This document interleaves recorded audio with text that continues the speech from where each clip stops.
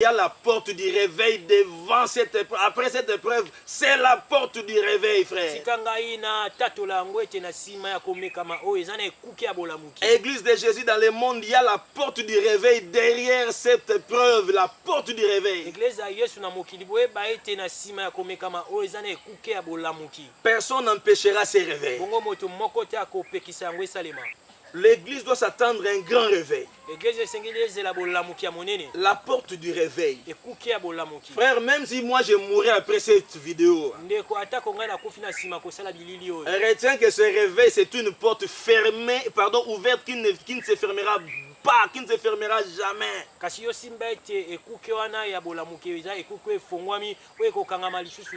Je vais consoler le peuple congolais.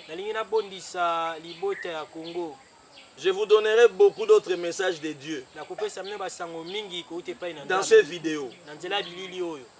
Il y a une porte ouverte pour l'église. Signe. Le Seigneur dit, le pays va continuer. Mais bientôt on va arrêter un grand politicien de votre pays. Il sera à Makala et personne n'y croira.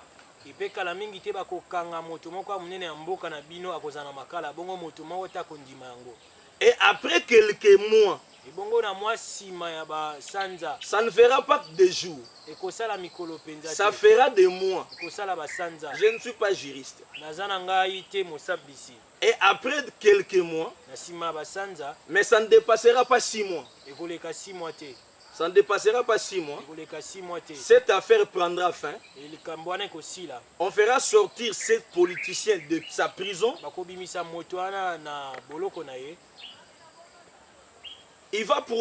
va prouver qu'il n'a pas été totalement coupable selon ce que moi j'ai vu. Abonnez-vous moi sur notre chaîne YouTube. C'est pas TV. C'est pas TV. Vous serez jamais déçus. Abonnez-vous. Vous aurez des émissions, des concerts, des prédications. C'est pas TV. Et Zalaté.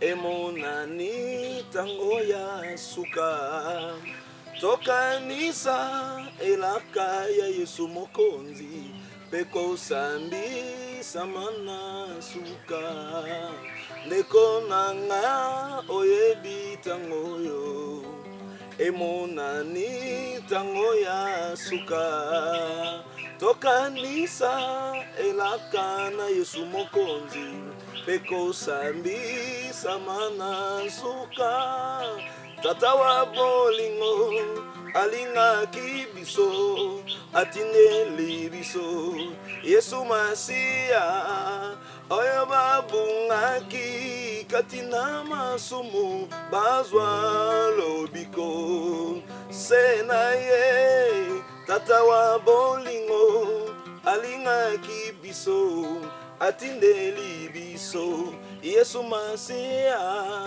oyo babungaki katina masumu bazwa lobiko pebo moya seko.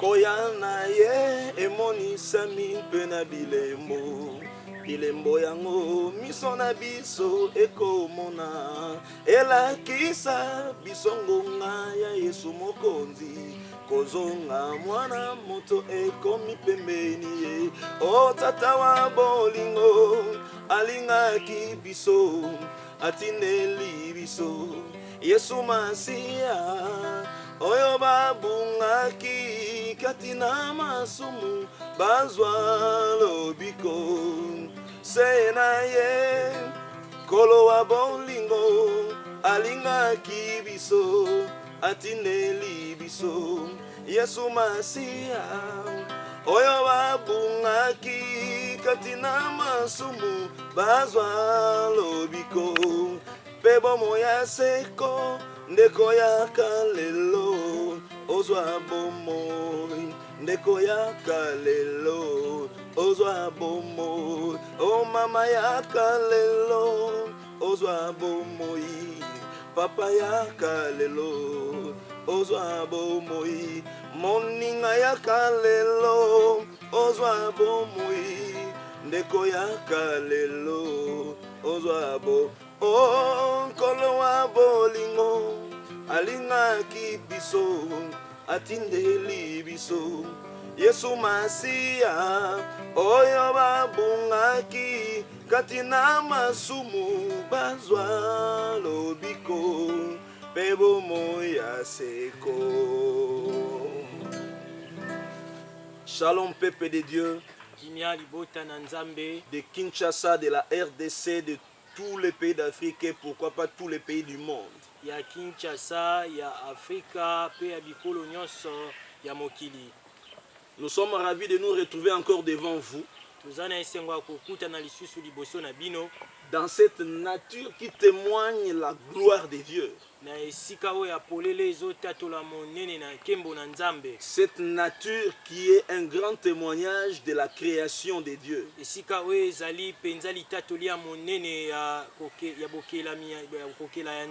Les chants d'oiseaux créés par Dieu. Les chants du vent ou de l'air créés par Dieu. Un peu de chants des arbres créés par Dieu. Et que la nature nous enseigne une fois de plus que Dieu est vivant, Dieu existe. Et dans notre émission passée, nous avons commencé à parler du thème intitulé En quel temps sommes-nous? En quel temps sommes-nous? Il se passe des choses dans le monde. Il se passe des choses dans les continents. Et nous savons que le monde entier est envahi par la pandémie qu'on appelle Covid-19.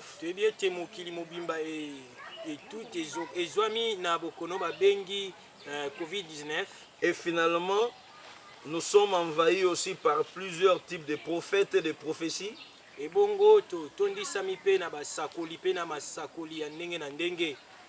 Et Dieu nous a donné le fardeau de parler, d'expliquer le temps que nous sommes en train de traverser.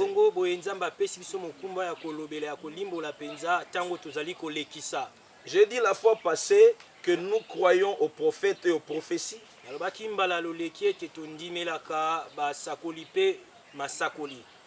Nous croyons au don de la prophétie. Nous croyons au ministère de la prophétie. Comme l'un des ministères faisant partie des 5 ministères mentionnés dans les livres de Éphésiens chapitre 4 versets 11 à 12. Je préfère parler de 12.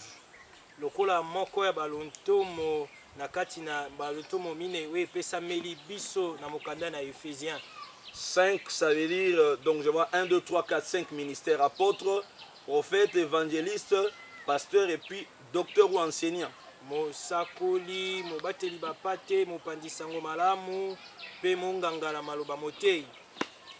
Ok. J'ai dit qu'en ces temps, Dieu peut envoyer des gens avec plusieurs messages.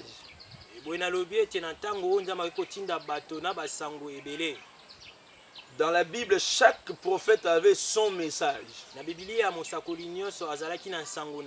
Mais toutes les prophéties convergeaient dans le sens où tous les prophètes ramenaient les gens au Seigneur.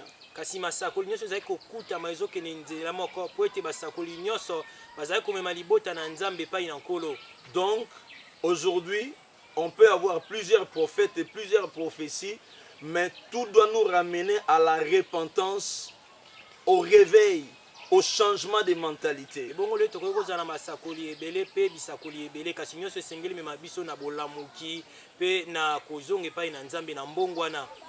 La fois passée, nous avons commencé notre mission par la lecture de Romains chapitre 13.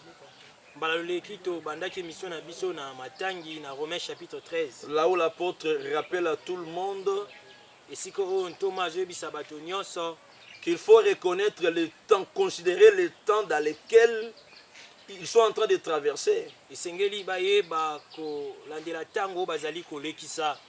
Aujourd'hui encore, je peux prendre les livres d'Éphésiens comme les livres de la première lecture.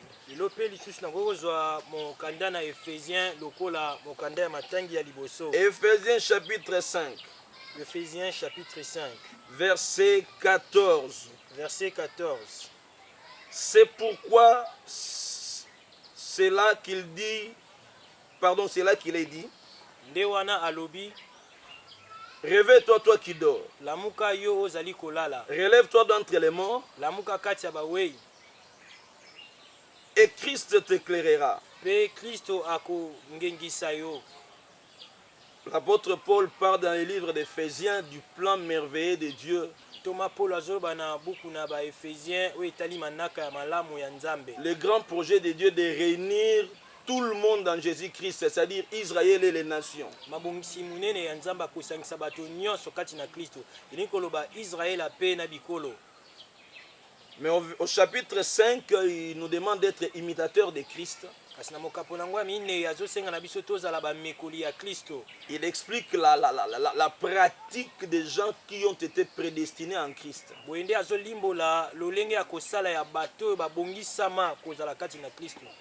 Et comment nous devons vivre en Christ. Il attire l'attention des gens sur les sommets spirituels. Ce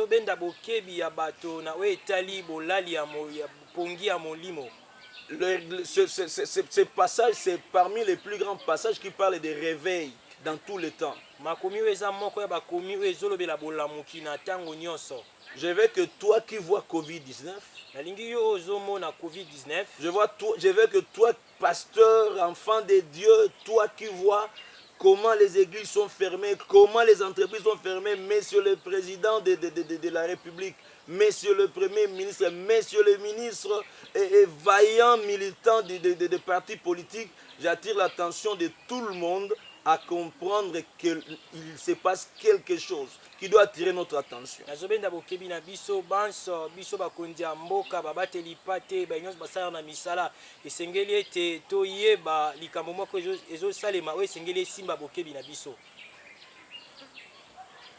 Jésus a dit que le temps doit nous enseigner.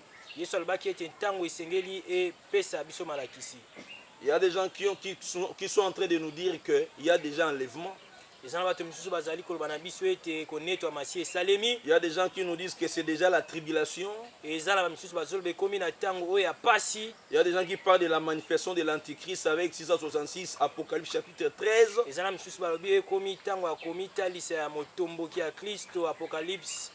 Chapitre 13, 666. Et Dieu nous a donné le fardeau d'expliquer Apocalypse 3, verset 10. Apocalypse 3, verset 10. J'ai expliqué dans notre vidéo passée. C'est en 2002 que le Seigneur, dans une retraite avec les autres, m'a parlé de l'Apocalypse 3, verset 10.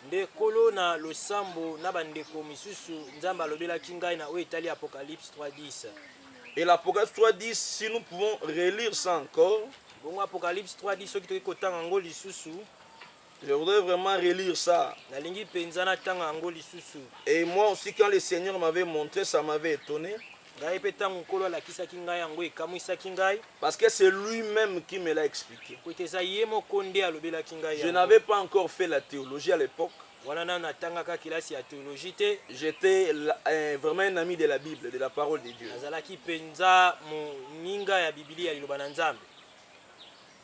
Regardez ce que ce passage nous dit.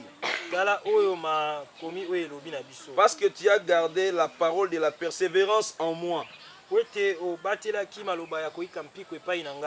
te garderai aussi de l'heure de la tentation qui va venir dans le monde entier.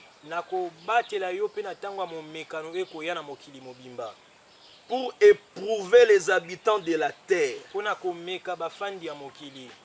Verset 11 commence par « Je viens bientôt ». Verset 11 Retiens ce que tu as. Afin que personne ne te prenne ta couronne. po ete moto moko te abotola yo motole na yo. Nous avons lu la fois passée. Totangaki mbala loleki. Nous avons essayé d'épingler les 7 âges de l'Église. To mekaki pe ko lobela we tali bantango sambo ya Ecclesia. Je sais que l'Apocalypse est un livre qui paraît difficile à expliquer. Nayebi malamu ete mokanda emonisi ezali mokando emonanaka pasi mpona kolimbola yango.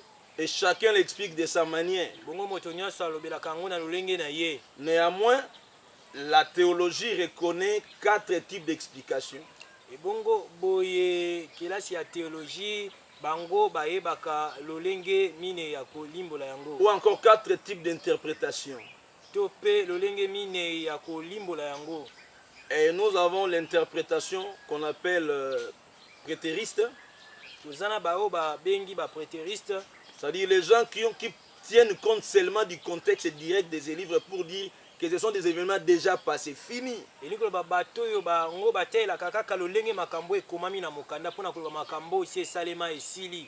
y a aussi les futuristes. Les gens qui disent que ce sont des événements qui viendront, ce n'est pas encore réalisé. Il y a ceux qui disent non, pour nous, ce sont des événements qui commencent à la création, à la naissance de l'église primitive jusqu'à l'enlèvement.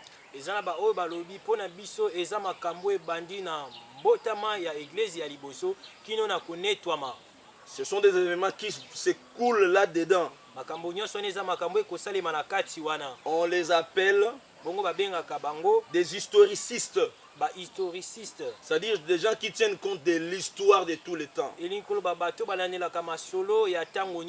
gens qui voient l'église depuis sa naissance jusqu'à l'enlèvement.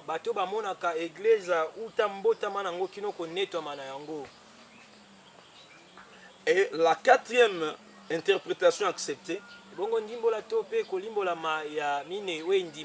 ceux qui disent que ce sont des choses spirituelles.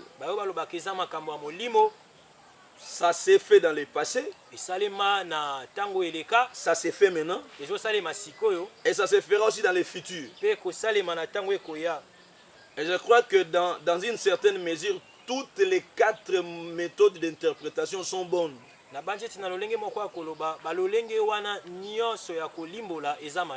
Tel que maintenant, à cette époque,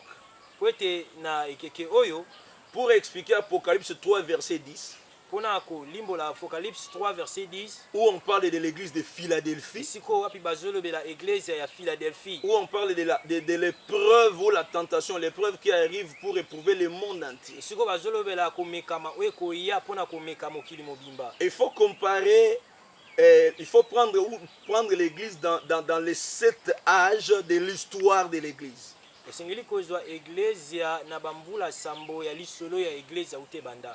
Mais j'avais dit qu'ici nous ne sommes pas dans la théologie absolue. Et ce que nous faisons, c'est beaucoup plus expliquer aux gens ce qui se passe. L'histoire d'Apocalypse est simple. C'est vers les années 90 là. Il y a des gens qui parlent de 95 jusqu'à 98. À l'époque de la persécution de l'empereur Domitien. Et il a fait souffrir les Juifs. Il a fait de l'apôtre Jean son prisonnier dans l'île de Patmos.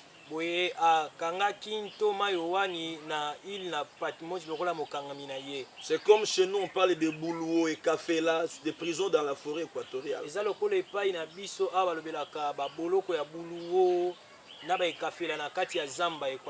Et Jean était le seul qui gérait les églises de l'Asie mineure. Et les 7 églises ici représentaient les caractéristiques de l'église, de toutes les églises que l'apôtre Jean gérait comme ancien. Il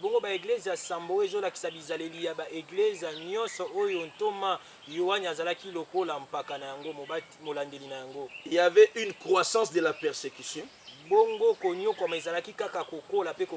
Jusqu'à ce que l'ennemi, le diable, prenne les dessus prenne la direction de l'église dans l'Asie mineure.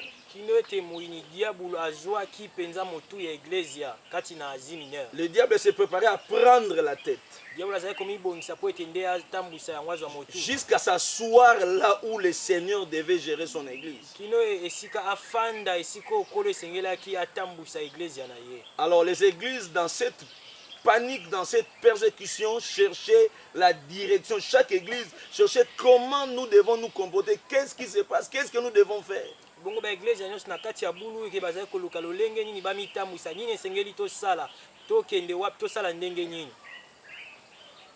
Alors Jean qui était dans l'île de Patmos, qui est resté le seul apôtre en vie, le seul ancien, et les gens ne savaient plus s'il était en vie ou pas.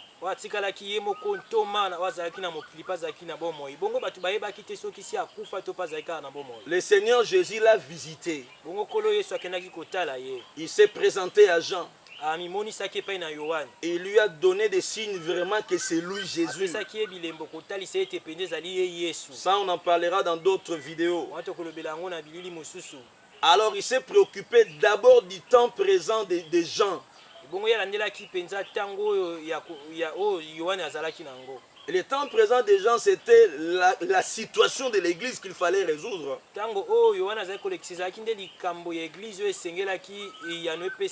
Ce n'est pas seulement aujourd'hui que l'église est fermée. Même à l'époque là où Jean avait cette révélation, les églises ne priaient pas. Il ne priait pas comme d'habitude. Il s'est caché parce qu'on tuait les disciples de Christ. Et Jean était considéré comme un homme dangereux qu'il fallait surveiller.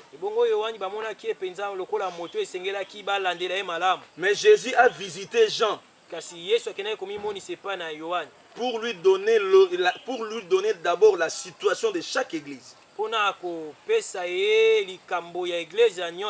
Le message de chaque ange de l'église.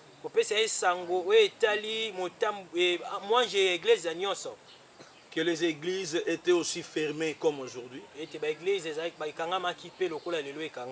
à cause de la persécution. Et le Seigneur a expliqué à Jean l'état de chaque église. Peut-être vous demandez pourquoi cette répétition. C'est un problème technique. Ok. Je disais que je vais choquer quelques-uns. L'ange de l'église. Ange, ça vient du grec qui signifie, qui veut dire, pardon, qui se prononce angelos. Et angelos, ça veut dire un messager. Ça veut dire le messager. Et ou encore l'envoyé. L'ange de l'église, c'est le pasteur. C'est le visionnaire. C'est l'ancien.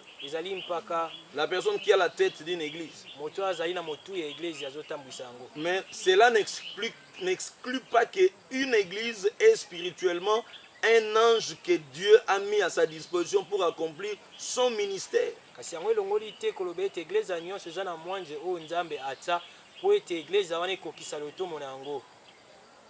Et ça aussi c'est un ange. Et vous remarquerez que dans l'Apocalypse, Jean avait un ange qui le guidait.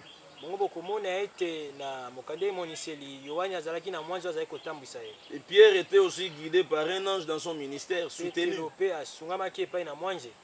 Daniel, même chose. Et ça répond à la définition de l'ange dans l'épître aux Hébreux.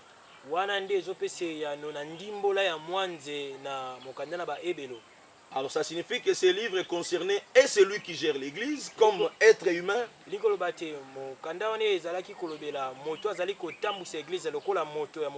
L'église, l'état de l'église qu'il gérait. Parce que si ça ne concernait pas vraiment l'ange comme être spirituel.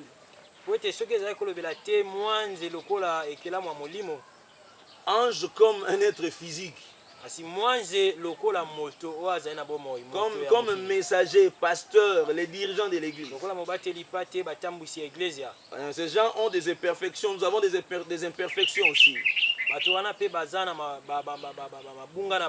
Et si nous avançons dans cet état de chaque église, Dieu montre les qualités, Dieu montre les défauts, Dieu montre le remède, ainsi de suite. Les conséquences si on change, les conséquences si on ne change pas, et à la fin la récompense. Donc voilà un peu ça, c'est l'épisode de l'église, les églises à qui le Seigneur s'adressait à travers Jean. Et Jean a écrit des lettres à chaque église. Et les églises ont lu des lettres comme des circulaires. Toutes les églises de l'Asie mineure ont lu ça. Plus tard, Jean est revenu et il a été libéré par l'empereur Trajan. Mais plutôt, je crois, Narva.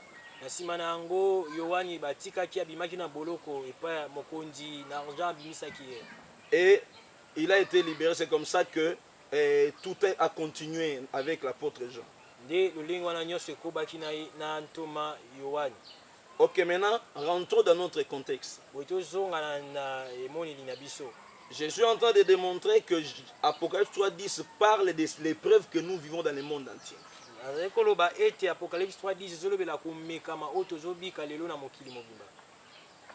J'ai essayé de parcourir des livres depuis 2002 quand le Seigneur m'a dit que une épreuve viendra et ça va éprouver toute la terre. Ça se trouve dans Apocalypse 3 verset 10.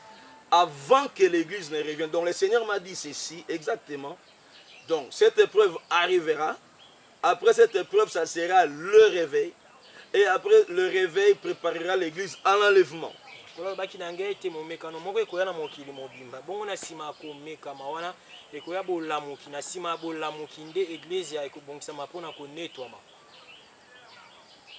Et ceux qui ont le livre, pardon, la Bible, Esprit et Vie,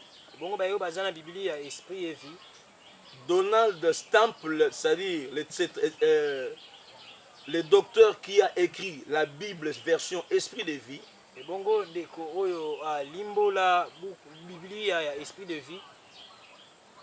à propos de Apocalypse 3 verset 10, il dit ceci. Cette période n'est pas précise dans la recherche théologique ou dans la recherche eschatologique, c'est-à-dire dans l'étude du temps de la fin.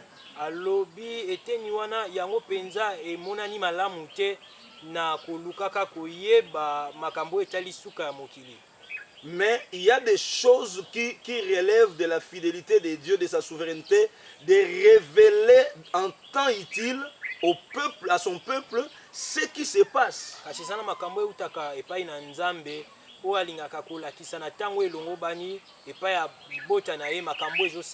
Selon ses commentaires, il a dit que Dieu, ce sont des temps de souffrance que Dieu lui-même expliquera à son peuple quand ce temps viendra.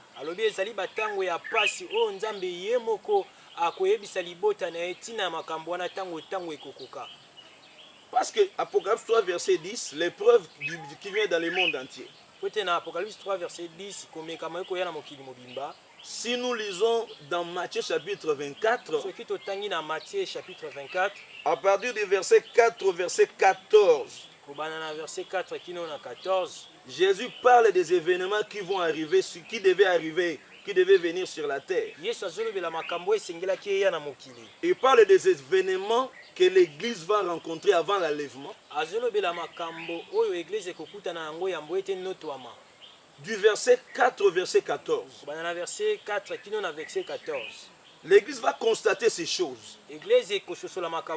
Mais ça ne sera pas encore la période de tribulation dont la Bible parle de 7 ans après l'enlèvement. Kasi kozala nanu te ekeleko oyo ya pasi ya konyokwama oyo Biblia elobeli na sambo bamvula sambo nsima konetwama. Parce que pendant 7 ans, l'Antichrist va régner.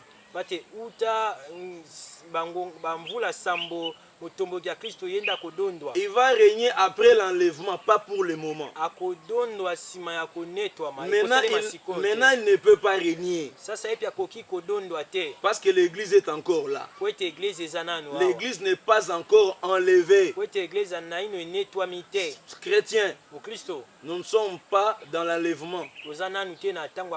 L'enlèvement n'a pas encore eu lieu. Ce n'est pas encore le règne d'Antichrist ou le règne d'Antéchrist. Le livre de Thessaloniciens, 2 Thessaloniciens chapitre 2. Beaucoup ya Thessaloniciens 2 chapitre 2 nous dit clairement il ne peut pas se manifester totalement parce que c'est lui qui les retient encore là. Nous insisterons là-dessus prochainement.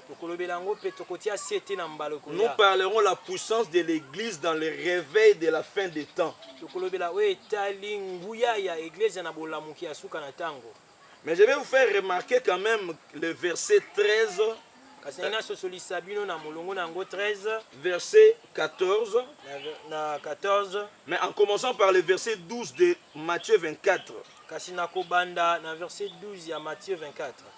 Et parce que l'iniquité se sera accrue, la charité du plus grand nombre se refroidira. Mais celui qui persévérera jusqu'à la fin sera sauvé.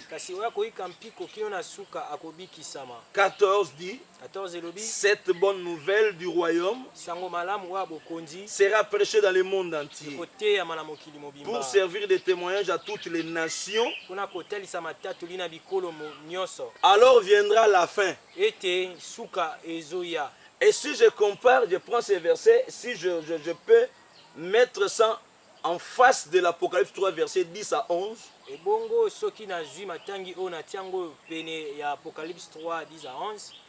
Là où la Bible parle de l'iniquité, ce sera accrue. Et nous parlerons prochainement aussi du mystère de l'iniquité. Vous comprenez que 666, c'est l'homme déchu qui atteint son apogée.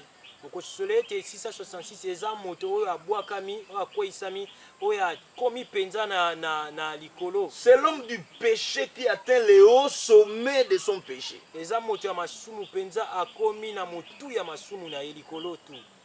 Et beaucoup de traducteurs, beaucoup d'interprètes disent de ces versets ceci.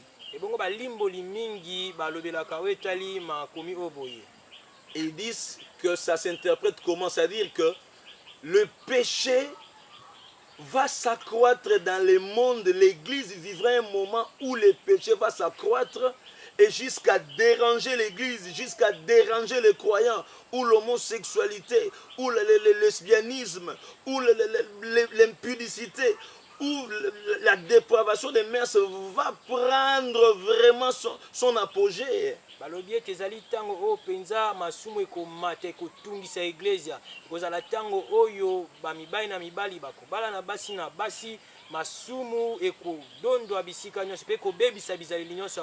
gens vont se rebeller contre Dieu. Ils n'auront plus la valeur de l'être humain que Dieu a créé. Les gens vont commencer à détruire leurs semblables. Dis-moi un peu, toi qui me suis, est-ce que la Bible a menti? Peut-être tu veux des détails, je parlerai du mystère de l'iniquité prochainement.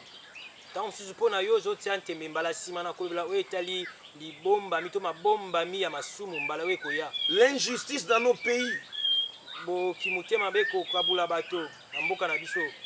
On engage les gens par tribalisme, par coterie tribale, je ne sais quoi encore. Donc les gens engagent au boulot pas par méritocratie. Batu bazopesa batu misala te po ete moto penza esengeli azana esika wana kati bazopesa kolanisa mabikolo. Donc les gens se choisissent. Batu bazopuna na bawa bikolo moko. Pour avoir du boulot, il faut être de loge telle, il faut être de telle église, il faut être de telle religion. C'est ce que nous vivons actuellement. Est-ce que c'est ça l'amour? Et vous voyez que quand le péché prend son plus haut degré, ça choque même l'église. Et quand ça choque l'église, même les églises sont fermées. Et ceux qui connaissent l'homme de Dieu qu'on appelle David Wilkerson, l'américain. David Wilkerson, c'est celui qui a écrit le livre La croix et le poignard. Et bon, David Wilkerson ezali yenda koma mokanda o alobela ekuluzu pe mopanga. Déjà, ceux qui lisent ces livres verront qu'en 1986, à moins que je n'oublie, a prédit la crise que nous sommes en train de traverser aujourd'hui. Il a dit que les bars seraient fermés, les boulots seraient complètement bouclés, les églises seront fermées. Et après ce temps-là difficile viendra le réveil du temps de la fin. Alors viendra l'enlèvement. Entrez dans Google et tu peux taper David Wilkerson. Tu peux télécharger ses livres. Tu verras ses prophéties pour ce temps. Vous vous posez la question. Le pasteur est en train de trop parler. Mais il devait expliquer réellement c'est quoi.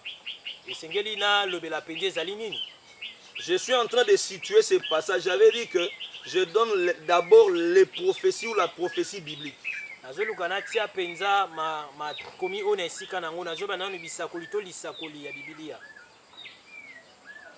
La Bible explique tout ce que nous traversons déjà. Depuis le commencement de l'Église jusqu'à aujourd'hui, l'Église a traversé cette période depuis la Pentecôte des apôtres.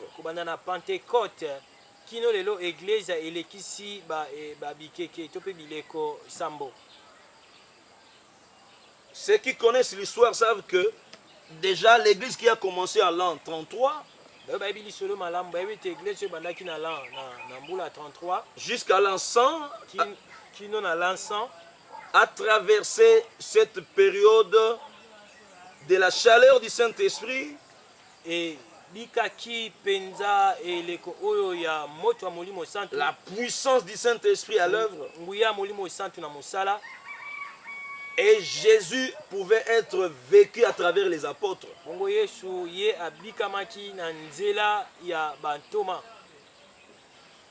Mais à un moment donné, à partir des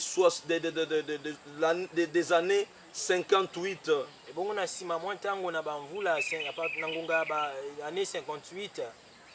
ceux qui connaissent l'histoire comprendront qu'il y avait Néron qui a persécuté les chrétiens.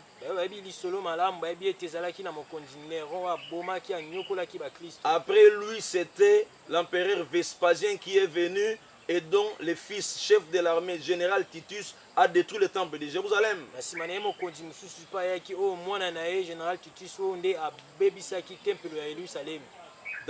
Vers l'an 70. Mais je vous rappelle que l'empereur Néron a tué en son temps l'apôtre Pierre et l'apôtre Paul.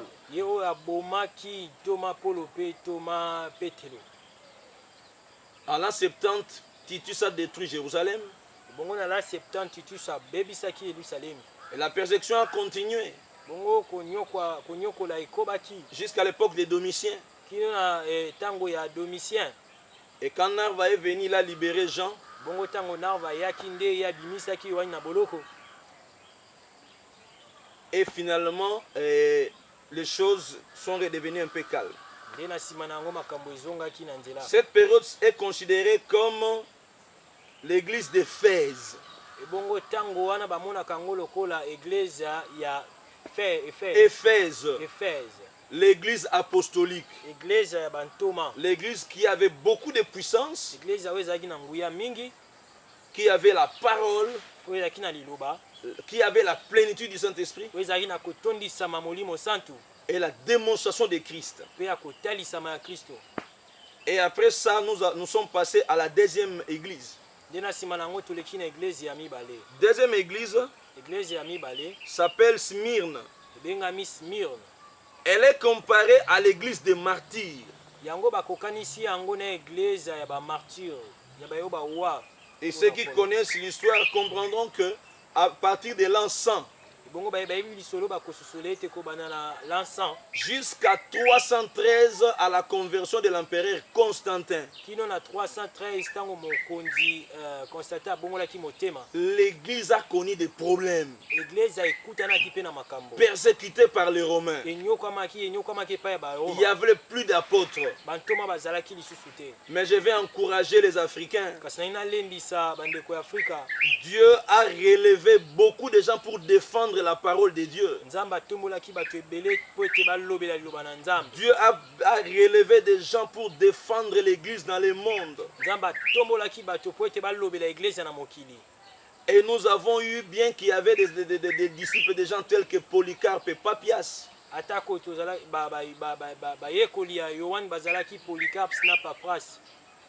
Papias qui était l'apôtre et qui était disciple, ce sont des disciples des gens. Hein? Mais il y avait aussi des gens comme Tertullien. Il y avait des gens comme Origène. Ce sont des gens bien connus dans l'histoire. Il y avait des gens comme Irénée, Clément d'Alexandrie. Des gens comme Clément d'Alexandrie, Hippolyte, des gens qui ont défendu l'église. On les appelle les pères de l'église. Il y a ce qu'on appelle des pères apologètes aussi. Des gens qui ont défendu la parole de Dieu.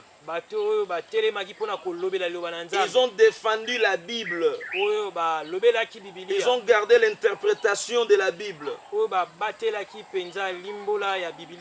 Que Dieu soit loué pour toi qui gardes ta foi. Toi qui gardes la parole de Dieu.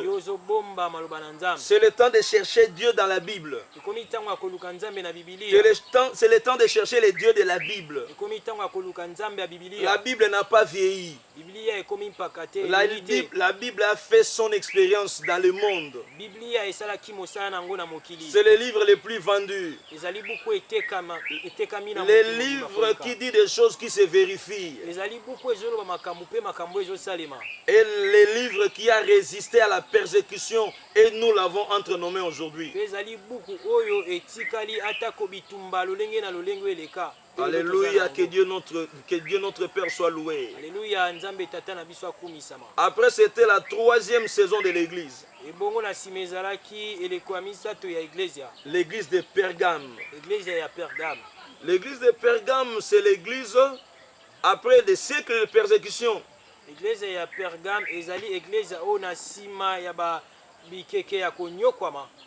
C'est l'église mélangée avec l'État. Alors maintenant, l'État est entré dans l'église. L'État pouvait influencer l'église. On parlait de l'église des princes, l'église des empereurs. Pergame, c'est l'église soutenue par l'État.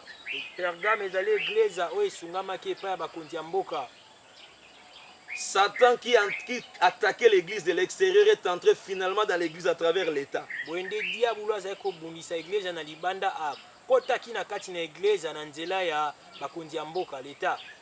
Jusqu'à l'époque de la chute de l'Empire romain.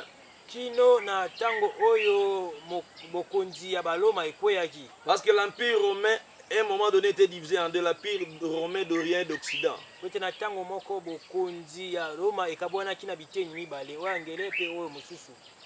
Quand l'État entre dans l'église, ça devient grave. Homme de Dieu, enfants de Dieu, restons chrétiens. Restons enfants de Dieu. Partout où nous travaillons, Dieu nous récompensera. Ne vendons pas l'église du Seigneur. Je ne parle pas ici en tant qu'un homme politique. En tant que quelqu'un qui est envoyé par Dieu à donner ce message. J'équilibre la théologie et la révélation que j'ai reçue du Seigneur de ces choses.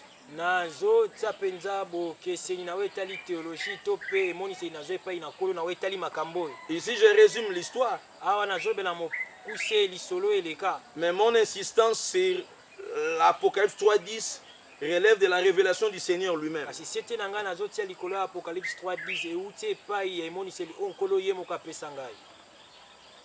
Aujourd'hui, l'État a pris l'autorité sur l'Église pour fermer les églises. Cela doit nous interpeller. Mais les églises continueront. Celui qui a fait la promesse est fidèle. Retenons que notre Seigneur est fidèle. Nous sommes dans la chronologie de Dieu pour le temps de la fin. Et la quatrième église, c'est Thyatire. L'église dominante. C'est l'église au Moyen-Âge.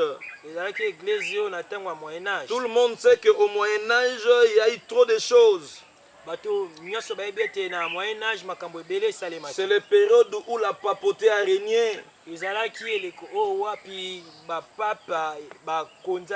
C'est la période où la prêtrise a dominé. L'église était restée seulement de nom. L'église n'avait plus de vie. L'église n'avait plus de vie. Et l'église avait un problème. La technologie, l'avancement de la politique, l'avancement de toutes choses. Et il y avait beaucoup de choses, beaucoup de mouvements politiques, beaucoup de mouvements de la Renaissance. Et il y a aussi eu lieu ce que nous appelons même la protestation. Il y a des gens qui se sont opposés à l'église catholique. Et pour que nous allions à ce qu'on appelle réforme. Donc la révolution a commencé. Il y avait beaucoup d'inventions. Et beaucoup de gens appellent ça période sombre. Donc je veux nous encourager, nous l'église. Si nous semblons traverser une période sombre, la technologie nous envahit. Ça joue en défaveur des chrétiens, en défaveur des croyants. Retournons vers le Seigneur. Attachons-nous au Seigneur dans nos cœurs. Les choses vont changer. C'est lui qui a fait la promesse est fidèle. Et après cette période, c'est l'église de la réforme qu'on appelle Sardes. Et beaucoup de gens vont se souvenir de Martin Luther, le réformateur allemand.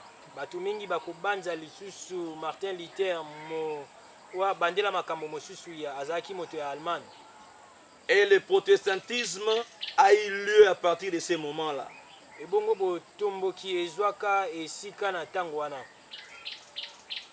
Dieu a réveillé les gens pour commencer à parler du salut,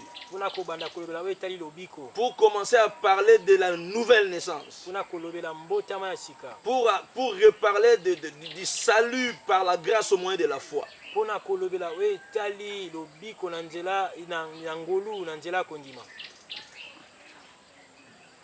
Et aujourd'hui aussi, il y a un mouvement pour la prédication de la repentance.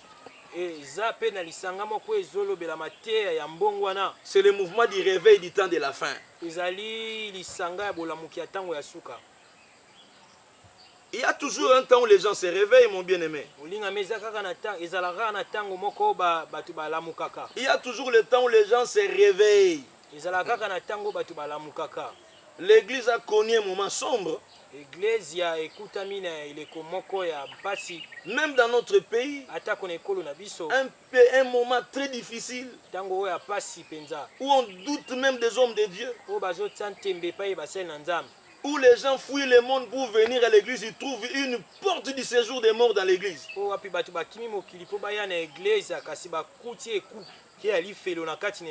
Mais Dieu a toujours des réformateurs. Dieu a toujours un reste qui ne fléchit jamais devant les démons. Puis-tu être compté parmi ceux qui gardent le Seigneur? Puis-tu être parmi ceux qui gardent leur foi et la parole de Dieu en ces temps?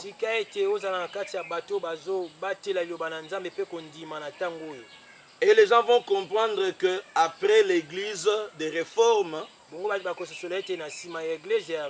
c'est Philadelphie, l'église de réveil. L'église où les gens sont attachés à la parole de Dieu. Je crois que ceux qui connaissent l'histoire comprendront que vers 1880, 1800 même, le réveil a commencé dans le monde entier. J'ai cité le nom de Charles Finet la fois passée parce que le Seigneur m'a beaucoup parlé de cet homme. Je ne le connais pas.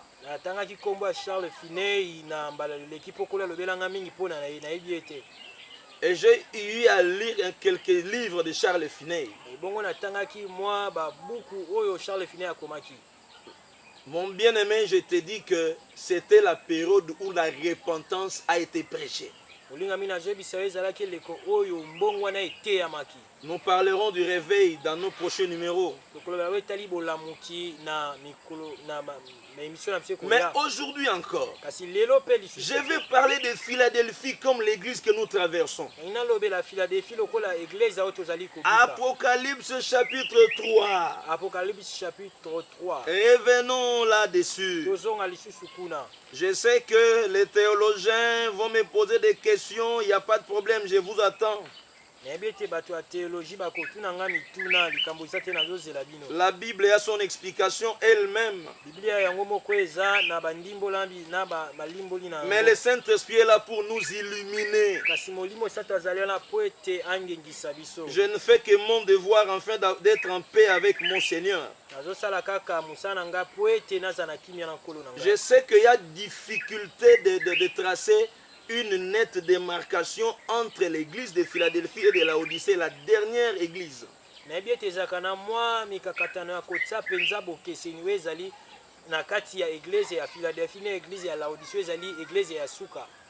Parce que la dernière église, ça sera l'église fade, froide.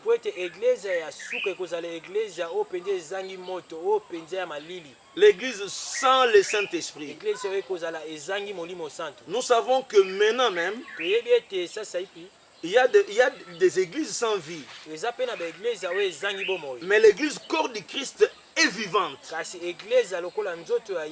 Parce que la parole de Dieu est encore là. Le Saint-Esprit est encore dans le monde. Et il n'y a pas encore enlèvement. Mais c'est pour bientôt. Et le Seigneur ne détermine pas le temps. Il nous conduit par son esprit et sa parole comme la nuée qui conduisait l'Israël dans le désert. lokola lipato ezali kotambusa bana Israël 4 na isobe. Le monde tend vers sa fin. Mokili ekomi kokende na suka na yango. Nous tendons vers la fin de Philadelphie. Tokomi kokende na suka ya Philadelphie. Mais regardez ce qui caractérise l'église de ces moments. Kasi tala mai oyo ezotalisa église ya tango oyo ya suka.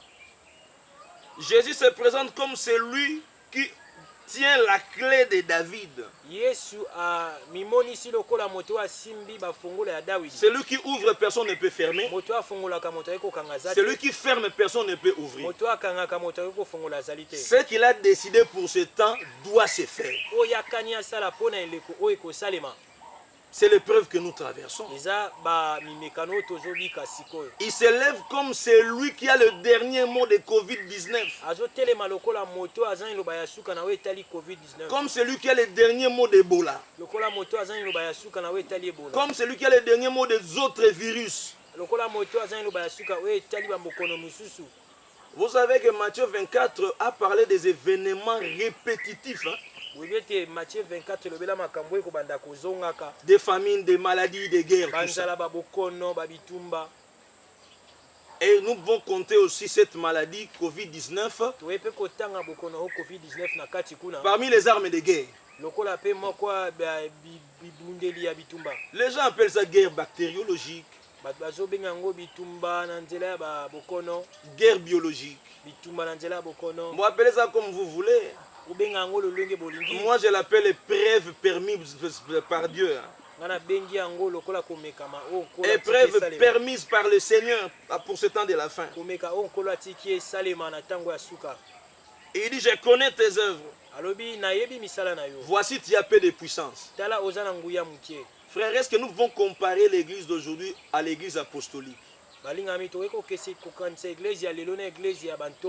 Ils ont ressuscité des morts. Ils ont fait des miracles au nom du Seigneur.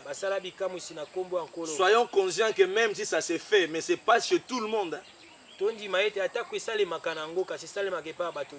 n'avons pas le miracle, beaucoup de miracles comme à l'époque apostolique. Mais le Seigneur est le même. Bientôt nous vivons ces choses dans le monde. Nous vivons des miracles, nous vivons des prodiges, nous vivons des signes comme au temps apostolique, plus même au temps apostolique. Plus même que le temps des apôtres. Mais il dit, ce que j'aime en toi, c'est que tu as gardé ma parole.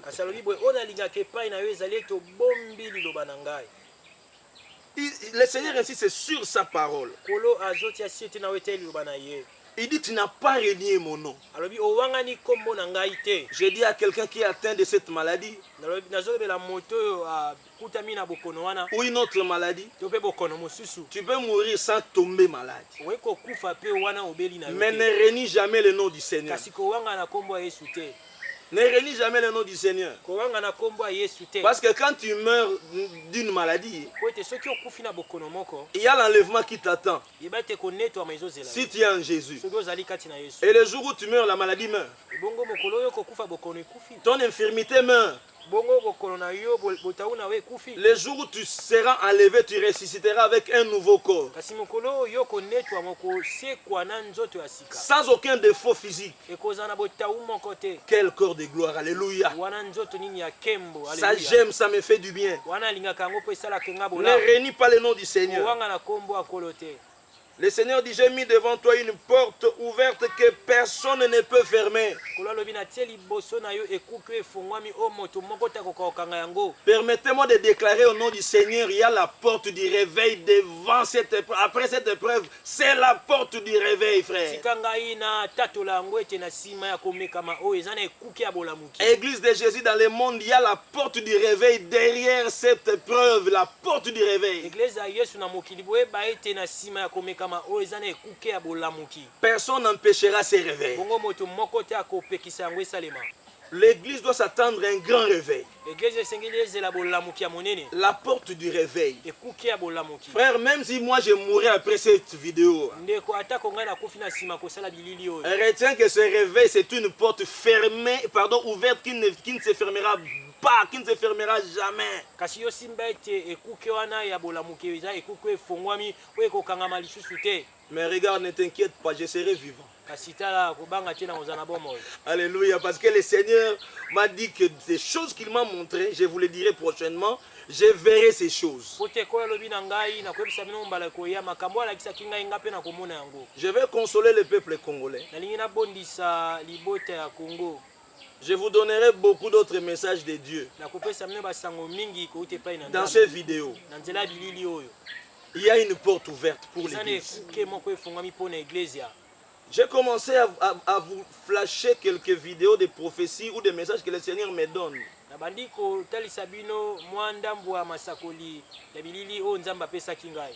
Prochainement, je vous mettrai des vidéos avant les élections. J'ai dit aux journalistes, ils m'ont posé la question s'il y aura élection dans ce pays, s'il y aura un changement de président. Dans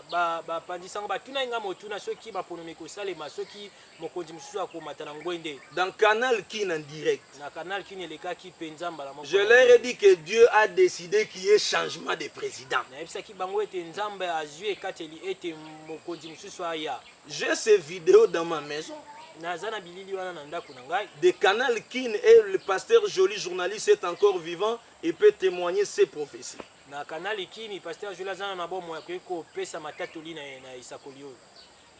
J'ai fait mon émission le dimanche passé. La nuit de lundi pour passer à la journée de mardi. Le Seigneur m'a montré quelque chose pour mon pays. Un signe. Le Seigneur dit, le pays va continuer. Mais bientôt on va arrêter un grand politicien de votre pays. Il sera à Makala et personne n'y croira.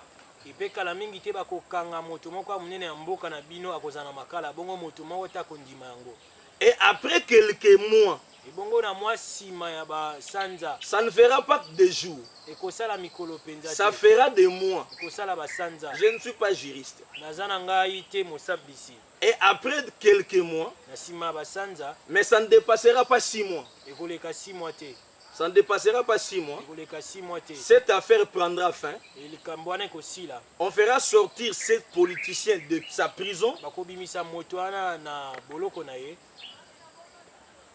On va prouver qu'il n'a pas été totalement coupable selon ce que moi j'ai vu.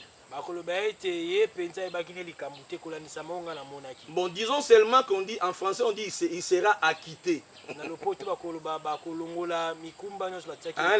Comprenez-moi, la prophétie a ces mots, hein, a ces verbes. Donc je cherche à trouver les mots justes de ce que j'ai vu.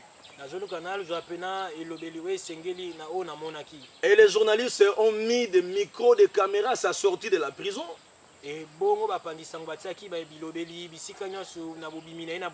Mais sa libération a coûté l'emprisonnement de plusieurs grandes personnalités de ce pays.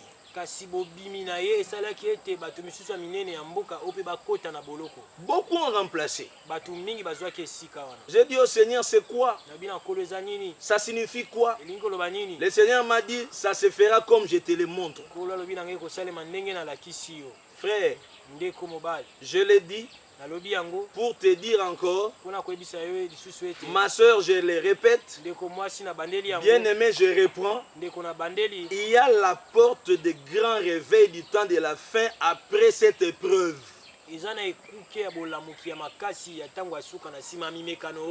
me poses la question, est-ce vraiment l'explication de la Bible dans ces passages d'Apocalypse 3 disent c'est ce qui marche avec ce que nous traversons. Oui, je l'ai dit, oui.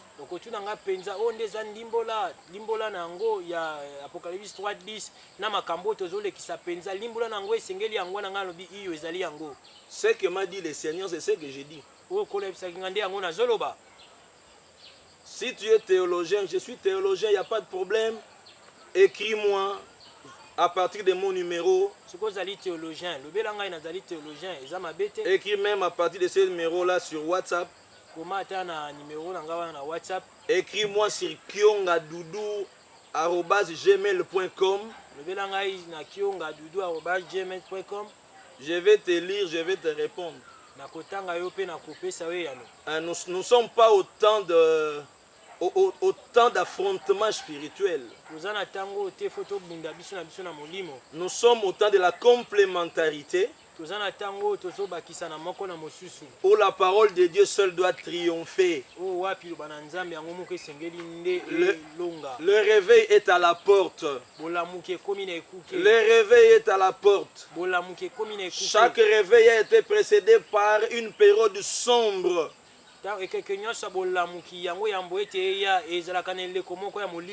L'église du Congo vient de traverser la période sombre. Mais ce n'est pas encore totalement Laodicée. Église tiède. Où l'homme fera sa loi. Non, nous sommes encore à la période où le Saint-Esprit est sur la terre.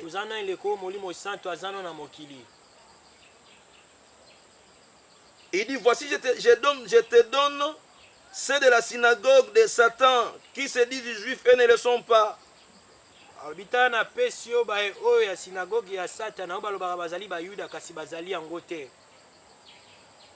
Mais qui mentent, voici, je les ferai venir te prosterner à tes pieds et connaître que je t'ai aimé.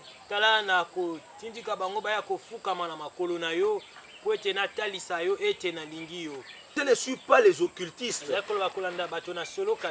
n'est pas à toi d'aller vers eux. Mais c'est à eux de venir chez nous.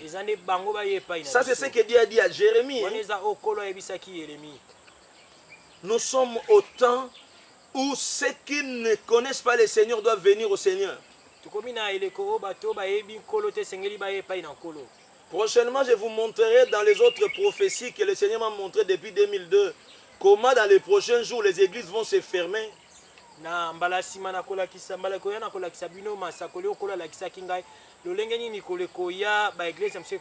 Comment les gens vont abandonner l'église pour retourner dans le séculier. On saura qui a été appelé, qui n'a pas été appelé.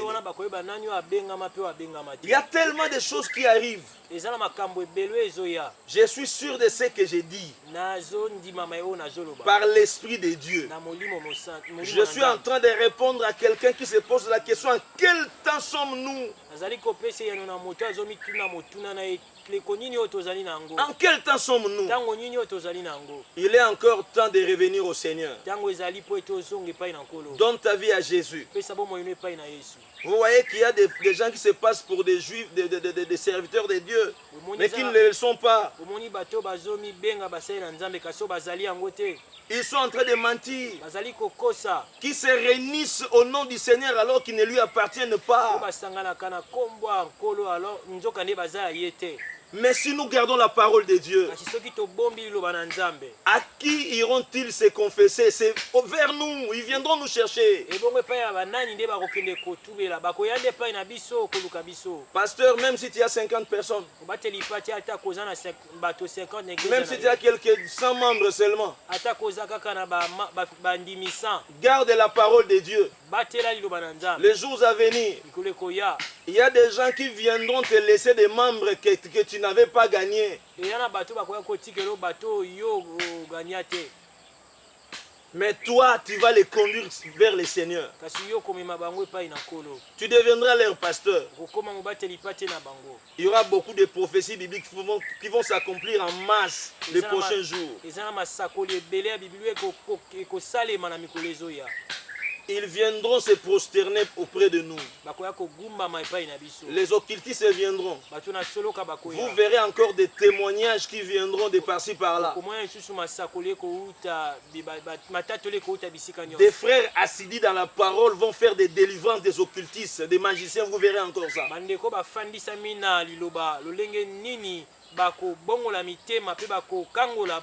Ces choses se feront. Vous les verrez. Si Dieu vous garde en vie. Vous qui n'avez pas encore reçu Jésus comme Seigneur et Sauveur.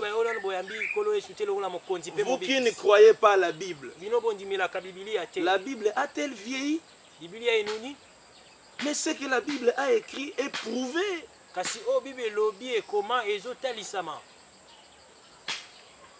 J'ai lu dans beaucoup de livres prophétiques, je répète. Je n'ai pas vu quelqu'un qui a détaillé ce genre de crise que nous vivons maintenant dans le passé.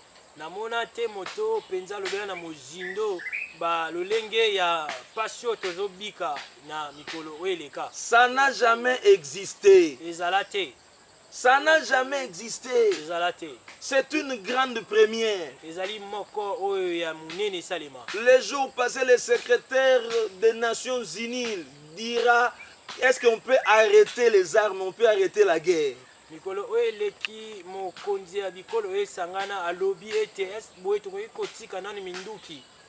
Parce que Covid-19 c'est plus qu'une arme. Est-ce qu'on peut déposer les armes? Il a déclaré. À la télé, c'est passé dans le monde entier. Il a dit, ils n'ont jamais vu ça dans le monde. Une seule personne connaît ta vie. Une seule personne connaît ton avenir. Même après la mort. Cet homme s'appelle Jésus. Et il savait que ces choses adviendraient. Et il a tout prévu. Il est mort pour toi sur la croix. Tu veux vivre avec Jésus après la mort? Où passeras-tu ton éternité? Parce que ce que tu vois doit te prouver que le Seigneur existe. Ça doit te démontrer que Dieu existe. Cet arbre ici derrière moi a été créé par Dieu. Cette nature a été créée par Dieu.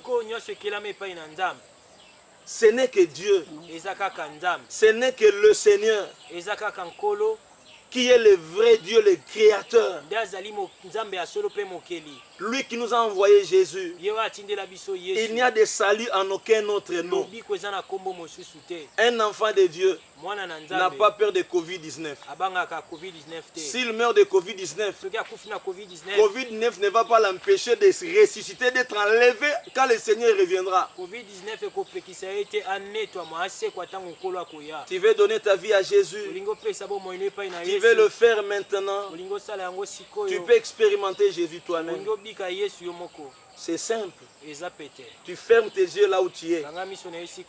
Tu suis cette prière. Tu dis, Seigneur Jésus, je reconnais que je suis pécheur. Je reconnais que je suis créé par toi. Mais ma vie a été corrompue par l'ennemi. Par mes péchés. Pardonne mes péchés. Viens dans ma vie. Prends la direction de mon cœur. Prends la direction de mon âme et de mon esprit. Sois mon Seigneur. Sois mon Sauveur. Unique. Je te donne ma vie. J'abandonne la vie du monde. J'abandonne l'impudicité. J'abandonne le fétichisme. J'abandonne la rébellion contre ta parole. Seigneur, je reviens à tes pieds. Je reviens à tes pieds comme serviteur qui s'est perdu, qui a laissé son travail, comme un Jonas qui est allé dormir sous les bateaux. Mais je me réveille à travers cette vidéo. Je te redonne ma vie. Je me répands, Seigneur. Je reviens sur la voie que tu m'as donnée. Je continue ma voie avec toi, Jésus, comme mon Seigneur, comme mon Sauveur, unique et véritable. Et je dis merci, Seigneur. Que Dieu vous bénisse. C'était votre serviteur, le révérend Doudou Kionga, avec le bien-aimé Marcus Luindula Trésor. Derrière cette caméra, mon bien-aimé Billy Graham Kilombo. Et puis mon bien-aimé Dieu voit tout. Et puis notre intercesseur technique, pende kona biso ya technique et Tiche. etiche. Que Dieu vous bénisse. Zamba pambola bino. Posez vos questions. Kotuna mituna na bino. Écrivez-nous. Bokomela biso. Abonnez-vous. Bo s'abonner. Nous vous enverrons beaucoup de vidéos sur la Pâque prochainement. Tokotindela bino penza bilili mingi na wetali pasika. Mais déjà, nous vous enverrons après ces vidéos notre vidéo qui va parler de ces réveils du temps de la fin. Je vais donner le témoignage des détails que le Seigneur m'a donné pour le monde, pour la RDC, depuis 2002. Je le ferai si Dieu nous prête vie, si le Seigneur ne revient pas aujourd'hui. Mais j'ai pris qu'il revienne pour que nous soyons enlevés. Mais j'ai pris qu'il attende un peu. Que tu fasses ta prière après ces vidéos. Ciao, que Dieu vous bénisse. Merci. Abonnez-vous moi sur notre chaîne YouTube. C'est pas TV. C'est pas TV. Vous serez jamais déçus. Abonnez-vous. Vous aurez des émissions, des concerts, des prédications. C'est pas TV. Et à la télé.